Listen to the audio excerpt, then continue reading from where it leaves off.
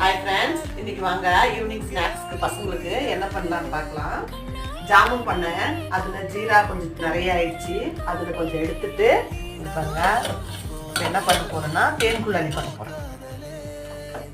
பாருங்க, ஒரு class உளுத்தம்பருப்புன்னா 1/4 class அரிசி போட்டு அரைச்சிக்கிட்டு ஆப்பசோட ஒரு 1/2 ஸ்பூன் போட்டிருக்கேன். ஃபுட் கலர் கொஞ்சம் நான் போட்டிருக்கேன். உங்களுக்கு வேணும்னா நீங்கள் ஃபுட் கலர் போட்டுக்கலாம், இல்லைன்னா அது ஆப்ஷனல் தான். நல்லா இது பண்ணிட்டு சின்ன சின்னசா போட்டு இப்போ எடுத்து இந்த ஜீராவில் போட்டு எடுக்க போகிறோம்.